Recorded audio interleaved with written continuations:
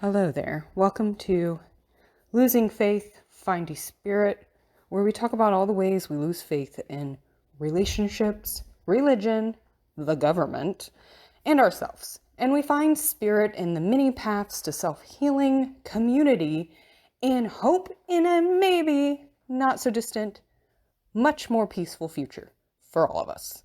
My name is Cynthia. Thank you so much for listening. Today I want to do a kind of deconstruction little podcasts and talk about my personal experience with how I escaped and left the cult of Christian nationalism. That's correct. Christian nationalism is a cult. I don't care what you want to say or argue. Yes, it is a religious movement. Yes, it's based on a religion that promotes love and kindness. However, the very core tenets of the faith of Jesus Christ, his preachings and teachings, are completely left behind in the purposes and the actions of Christian nationalists. So, give you a little background, kind of give you an idea of where I came from, how I left, where my ideology transformed, and to give you some ideas of what is happening in the United States of America today with the current administration. It is 2025, May, almost June, and it is chaos. To all of those who are critical thinkers, what we are seeing happening in America is really just mind-blowing for many of us. However, like myself, if you grew up in Christian nationalism, if you grew up in this evangelical Christianity, you know what is happening. You've seen it your whole life. I have. I'm in my 40s, early 40s, but I'm in my 40s. So in the 4 decades that I have lived on this earth, I have seen what Christian nationalism has done. I have seen this. I have lived it. I was indoctrinated into this belief system. And I completely get it. I don't get it in the way that I understand it and I think it's right. It is absolutely morally corrupt. It is absolutely wrong. It goes against everything that the Bible actually teaches, Jesus himself teaches in red letters. However, it is the doctrine and it is the, outcome that Christian nationalists have been greatly looking forward to and been preaching and teaching for decades. Probably much longer than I've lived on this earth. So I just want to put that out there. It is a cult. It is a conspiracy. It is something that has been a long game. And unfortunately, it is inevitable. Honestly, at this point, I can only say that what is happening in America is inevitable due to the power that these people, this cult, has given to the billionaires, and then how they have allowed them to take over, brainwash, indoctrinate, and, move on to what's happening. Ultimately, I believe it is an end of times, end of days cult. I believe that this is sort of a self-fulfilling prophecy that is happening because of the beliefs and tenets of the evangelical cult, of Christian nationalism cult.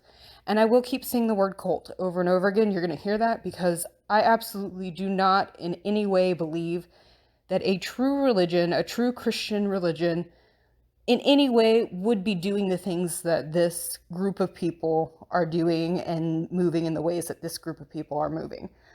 True Christianity, Jesus himself said, true religion is giving to the orphan and the widowed.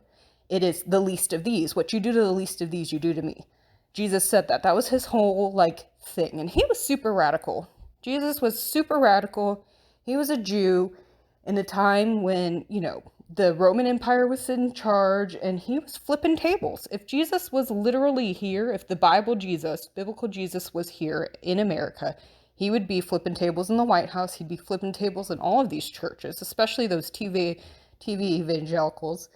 He would be flipping tables and telling people off because none of this is real. This isn't what he was teaching. This doesn't align with his doctrine at all. This is not the gospel of Jesus Christ. This is some very strange manipulation of his tenets, and it goes against everything that the Bible Jesus stands for. And unfortunately, those who are deep inside this Christian nationalism movement, those who are deep inside the evangelical Christianity doctrines and sects and sects, sects, multiple churches and dioceses, they don't believe it. They don't see it. They cannot see it. They've been brainwashed. They've been indoctrinated that not to think. You check your critical thinking at the door when you walk into the church building, and you give your critical thinking to the pastor or your religious leaders, and you expect them to tell you what to think. And you know what? It's so easy to do that. It's so much more convenient to let somebody else tell you what to believe than to actually try to learn to ask yourself what I believe. It is so much easier to have somebody tell you what to believe than to ask yourself, what do I believe? Because once you have to start thinking, what do I believe? It makes you reevaluate the world in which you live. It makes you reevaluate yourself, your sense of who you are, of your spirit. It makes you rethink things. That critical thinking is just so important. And any cult will make you stop critical thinking. They want you to stop thinking. They want to manipulate you to where you don't ask questions and you just believe what they tell you. And that's the truth of all cults. All cult leaders, they want you to not ask questions. They don't want you to think. They don't want you to, as Gaston says, start getting ideas, thinking. Like, they don't want you to do that because they want you to just do what they want you to do. They want to tell you how to live your life, and you do that and be the sheep that you are. And and that's something that the Christian Nationalists truly preach and want you to be, is a sheep. That is something that those who are indoctrinated into evangelical Christianity are excited to call themselves. We are sheep. We're Jesus' sheep. He's the shepherd, or the pastor's the shepherd, because Jesus isn't here, so our pastor's the shepherd. We're going to let the pastor lead.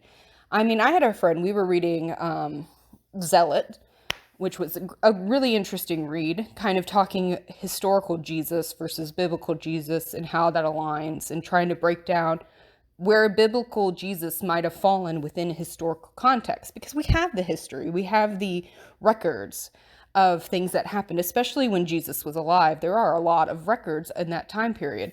So it's very interesting to read a book like that kind of like questions who Jesus was, what Jesus believed, what might have happened based on the accounts that were written down years after Jesus died, and what influenced those accounts. What was the true Jesus? What was the influence of Jesus? And who got to say what was in the Bible and what we believe today?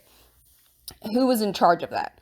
So we had this book in our book club we read, and I remember my friend being very upset because the book made her think on a level she never thought of, because she and I both grew up in church. We went to Christian school together. That's how we knew each other, was from our Christian school. And so having a critical thinking about history, because we weren't taught history in Christian school. They don't teach you history or science, not true history or science. It's a very washed down, a very narrow glimpse of history and science that we learned in Christian school. They want you to believe and think what they want you to believe and think. So when you get out of the school, I'm just going to tell you this too. Like, once you get out of Christian school and like actually learn real science and history, your mind is blown and you feel like there's a whole universe that you never even heard about. And you're like, what the heck? I had no idea that we have all this information about dinosaurs. Like, we know for a fact they lived thousands and millions and billions of years ago on this earth. This earth is that old. We didn't learn that in school. Our school taught us that the earth is only about 6,000 or 7,000 years old, which is ridiculous because Jesus lived 2,000 years ago. Like, that's ridiculous that the earth is only that young.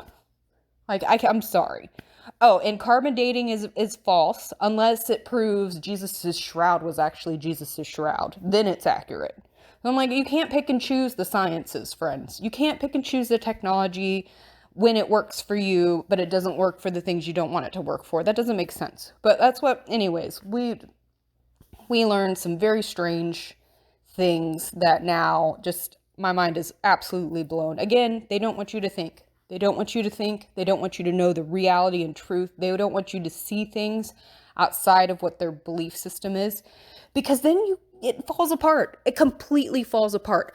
I have read the Bible cover to cover, Genesis to Revelation, I don't know how many times, and I cannot tell you how many times in that rereading I question things. I question everything. And I feel like the answers are supposed to be in this book. That's what they tell you. They say all the answers you ever need in life are in this book. And I'm like, it doesn't work. Like, no, it's not. It's not there.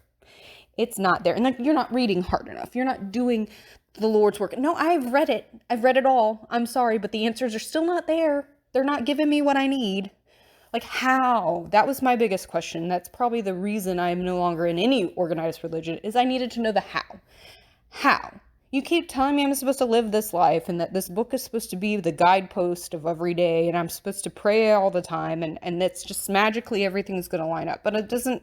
How? How does that work? How does it happen? So my friend's asking questions from book club and she's confused and she's frustrated because suddenly her beliefs in Jesus, her beliefs in her religion are being called into question, and she's being, the book is making her think critically, making her think of things outside of what we were taught in school, outside of what we were taught. It's giving her a glimpse into a history we never learned within our small little narrow Christian schools and religious organizations. And so she went to her pastor. She did the thing they tell you to do, which is go to your pastor. And the pastor told her, that's not true. That you don't have to read that. That's not what that means. That's not what the Bible means. That's not what Jesus is. This, and then gave her like a list of Bible verses that, kind of like putting a little Band-Aid over a giant wound. Like your arm got cut off, but here's a Band-Aid. You're good. Just walk it off, friend. Here's a couple Bible verses. You're good. And so instead of digging in deeper and like really asking and like looking up, like, well, what does some other historians say? Instead of just thinking, okay, this book, Zealot, and this book, the Bible, are my two things that I'm looking at. Instead of ignoring one and choosing the other, maybe find a third. Even the Bible says that you should get 3 witnesses. That's Old Testament right there. 3 witnesses to prove whether or not somebody did something. Like get a third opinion. Get a 4th opinion. Look for more information. She did not. Her pastor gave her a Band-Aid. It was an easy fix. And then she could check her critical thinking at the door and move on with her life, living in her ignorance with peace of mind. And, that's what works for her. And that's okay. She's still living her life and she's fine. Like she is not hurting anyone by living in her beliefs, especially depending on who she's voting for and, what laws she's helping pass. But it's just an interesting experience to see that. For me, however, I dug in and dug deep and questioned. I questioned myself. Again, I told you, like, I needed to know the how. No one could give me the answers I needed. It never, was enough. Like, I needed more. And, the Bible wasn't giving me that. The Bible wasn't really answering the questions. The Bible was written thousands of years ago. They did not have modern technologies that we have today. Their relationships were not what they are today. You know what I mean? So the Paul is telling you how to live your life a certain way. We don't even know if that's written by Paul.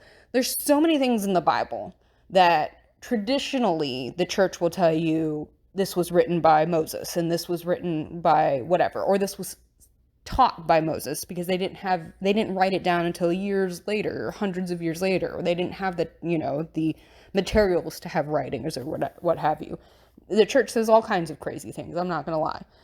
And then when you go and you actually I took a class with an anthropologist and a paleontologist about who wrote the Bible from Genesis to 2 Kings.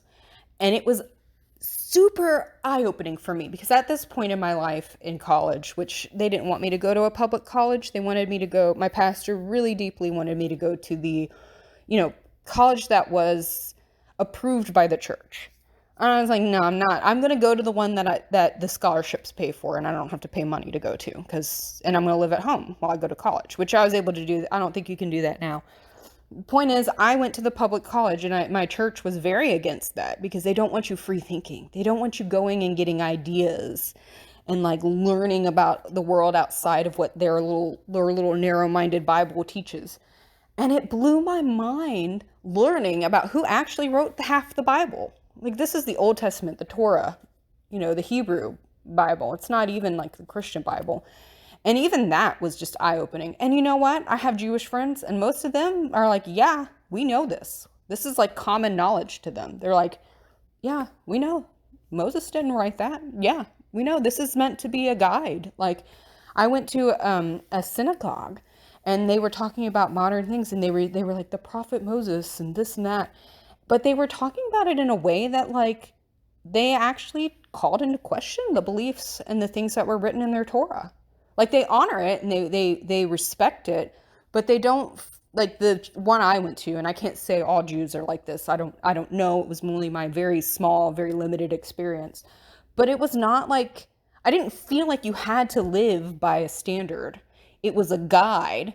God gave you a guide and enlightened certain people over history that we continue to use and continue to question and continue to enlighten ourselves and live a better life. Like, that was what was better at that time. Now, how do we, live a better life now? And in that synagogue, they were very progressive in their beliefs, and they were all accepting of queer and trans and LGBTQIA plus people and disabled people and all kinds of walks of life. It was very enlightening for me, having grown up in a very narrow-minded Christianity, to see how actual Jews, which is what Christianity is supposed to be based off of, live their lives and believe. And like, it's very freeing when you see multiple examples of life and just how other people live. So I grew up in this ideology that you couldn't think. You had to let the pastor tell you what to do. It was this, one of the big tenets too was that God is the top, life is a triangle. God's the top and you're the bottom, and like your family or your religious leader. And since God isn't talking to you directly, your pastor's up there. Now, what's funny is that some occasions they tell you that God will always tell you and you'll know, and he'll just confirm things through other people. But when you suddenly live the life they don't want you, then God's telling you not to through them. So it's very weird, because they, even within my 20 plus years of going to church, because I've been out of religion, away from religion for almost 20 years now. So for half of my life, I was in the church, and now about half of my life, I've been out of the church. I've, a little bit less than half my life, I've been out of church. And I will tell you too, I grew up in Church of God specifically, and also then Assemblies of God. When I was a young adult, I switched to an Assemblies of God. And to me, they're the same thing. They're Pentecostal, the type that believe in speaking in tongues. They take tithes and offerings like 2 or 3 times a service. There's revivals, there's healing, it's very like in your face, like a pep rally. Every service is supposed to be like a pep rally for God. And the whole point of this small little short life that we live on earth is to prepare you for your eternal life in heaven. So no matter what happens here on earth, as long as you do what they want you to do, what the spiritual leaders of the church want you to do, your eternal life is what matters. So like, right there alone, it gives them kind of an excuse, like a what's the word I'm looking for? Like, it allows them to manipulate others however they want, because this little short life doesn't matter. Your eternity is what matters. So no matter what you do right now, no matter what we do, it's not this life that matters. It's what's happening afterwards. And right there, they get permission to do all kinds of atrocities in the name of their religion, because this life doesn't matter. The human life doesn't matter. Unless it's a way they can control you, like when it comes to pro-life and pro-choice. They are not pro-life at all. Their whole tenet is not about this life. It's about what's after. It's about death. They are very excited about death. That's why I called it an end of days cult earlier. They're about when Jesus comes back. And so everything that is currently happening in America in regards to the Evangelical Christian Church, Christian Nationalists, is a push to bring the world closer to what would be the book of Revelations, which is the end of times. They want the apocalypse to happen. They are pushing it. That is their core push. And so that Jesus can come back and everybody can be saved. It is literally no different than the Hale-Bopp comet cult, Heaven's Gate cult. No different. Except instead of aliens, it's Jesus coming to get us, which the Hale-Bopp comet, Heaven's Gates also said it was Jesus. That was very Christian focused, just with alien, intervention. Which honestly, aliens and angels, not much difference. They're extraterrestrial, aren't they? They come from a heavens. Heavens is what's beyond the earth's sky, beyond the earth's atmosphere. It's not different. If you're really, so I can see that transition from like a Christianity Bible into like space extraterrestrial, kind of thing, because honestly, that's angels and gods are extraterrestrial. They're coming from outside of Earth and intervening. And if you look at the descriptions in the Bible about angels and like angelic things, wheel within the wheels with eyes, that sounds a lot like a UFO. UAP, spaceship, flying saucer. So it's not unrealistic to believe and make that connection. I can see how those cults and those beliefs can converge. Totally off topic, but I'm just saying, like, there's so much room and play with the Bible and with the vague interpretations of the Bible for multiple beliefs to exist, and none of them to be right or wrong, because it's just really whatever you want to make of it. We can all read the same thing, and unless the text says their hair is brown and their eyes are blue and they're wearing a green shirt, the truth is you're still seeing a different brown than I'm seeing. I might be imagining a very dark brown. You might be imagining a very soft brown. I might be imagining a chestnut, and you're imagining a walnut. And blue, is it like a gray blue? Is it a bright blue? Is it a sky blue? And even if they say that, well, is it a stormy day sky blue? Is it a sunny day sky blue? Is it a Florida sunny day? Is it an Atlanta sunny day? Like, green, is it cotton? Is it polyester?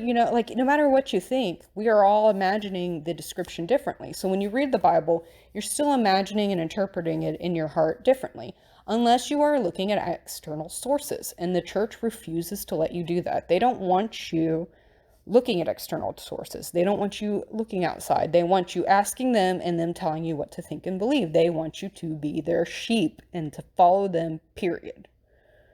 And it's not about God. It's never been about Jesus or God, because Jesus is totally opposite of everything that the church is. The churches I grew up in had an agenda, which is funny because they're always talking about the gay agenda and the black agenda and the other agendas. Not even kidding you. And their agenda has always been very political. I remember growing up in the church, and I couldn't vote yet. I wasn't old enough. I was a kid. But they brought in pamphlets and handed them out to everyone on who to vote for local elections and, federal elections. That is completely illegal, as far as I know. But they did it. And it was because somebody else did it. Like, oh, this isn't the church. The church isn't doing it. This is, our friend Becky, who's the teacher. She's a first grade teacher, and she's handing out these flyers for who to vote for. And she's a teacher, and she knows this is who you should be voting for your local elections. And so you were expected to vote that way. My dad was very much into, like, this is who you vote for. You have to be a Republican. All other parties are heretics. You have to vote for the Republican Party on all fronts. It doesn't matter if they've had mistresses. It doesn't matter if they are pedophiles. It doesn't matter what their, evil ways are. And of course, because the church forgives all of that. If it's a white man, they forgive it. They let it go. God forgives. Jesus forgives. He died on the cross so that person could repent and move on. What a great testimony. Never minding that you are literally feeding these people to let them continue to do horrible things. Oh no, they are all for that. They don't care. As long as the gays can't get married, they don't care. I never understood that. Probably because I am queer myself, and Now I can say that. I could never even imagine and let myself even think in that direction growing up in the church. But like, what do you care how other people are living their life? Like, so what if the gays get married? Just, if you don't believe in it, don't get gay married. So what if somebody gets a medical abortion? You don't believe in abortion, then don't have an abortion.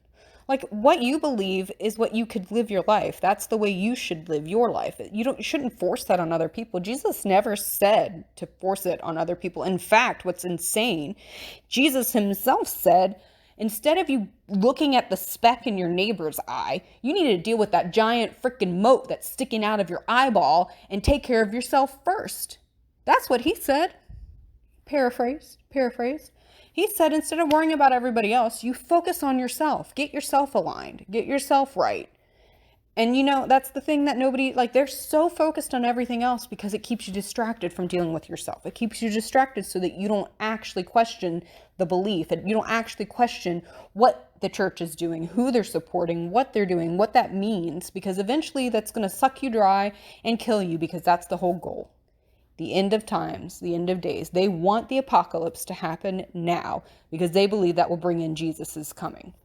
And of course, that aligns perfectly with the current administration, who is probably not in any way Christian. I know for a fact Donald Trump is not at all Christian. There's no way. But it aligns with their, ideas of getting richer. If the poor get poorer, the rich get richer, they're great. They're happy. They don't care. The church is like, yes, the more this happens, we're bringing war, plague. Yeah, let's do it. We're going to bring Jesus back quicker. So it is a cult. It is a very strange, self-destructive mindset. And ultimately, I am very hopeful because more people are critical thinking in America and in the world than there are in this cult. And even though I believe there's some conspiracies happening and there's some strange, questionable things, I don't truly believe that this current administration is legit in any way. I do believe that hopefully we come out of this as a better nation, out of this as a better world, out of this as a better community, because in many times historically, when these things happen, yes, it's going to suck. Yes, it's going to be crappy. Yes, it's going to be awful. If we don't freaking kill everybody, we will be a better people. We will come out the other side even more united, even more kind, because kindness is very strong. It's very, like, that is what Jesus is about. And ultimately, I think if people really did read the Bible and really focused on what Jesus actually taught about not judging others and letting God be the judge, those are Jesus's words. I'm not making that up. Jesus said not to worry about other people. You're not supposed to be judging. He said those with who've never sinned, throw the first stone. And that's not an excuse for you to let everybody sin and be sinners and let them be in control and worship these freaking false idols and these horrible billionaires. That's not what Jesus wanted. He said to give to the least of these. He said give to the hungry, give to the weary, help the guy walk an extra mile. Go the extra mile, turn the other cheek. He was all about kindness. What you do to the least of these, you doing unto me. So many will cry, Lord, Lord, I knew you. And he'd say, I never knew you. You're using my name in vain. You don't know me. I don't know you. You didn't treat the least of these. The least of these are the women who need abortions. They need it because it's between them and their doctor, and it has no place for you to give any kind of judgment on what is being done. No place for you. The least of these are the immigrants who are here just trying to make a better life. Isn't that where all of us started? Especially you stupid white people, myself included. My great-grandfather immigrated from Italy. I know that for a fact. I don't know where my mom's side came from. I'm pretty sure Germany. We're not from America. We're not natives. We're all immigrants. Y'all are trying to be like some kind of ridiculous thing and pass some kind of weird laws. You're an immigrant. And honestly, unless you're handing over the nation back to the tribes, the first peoples who lived here, I don't want to hear your nonsense about immigration. It's ridiculous. It's illegal. They are entitled to due process. These are the least of these, and you are not showing any bit of Jesus's kindness and love. You are not being Jesus to the world if you want immigrants kicked out of this country. If you want children to have their Medicaid and their Medicare and their SNAP benefits taken away. If you want the disabled community to suffer more because they can't get the insurance anymore. If you want to get rid of healthcare.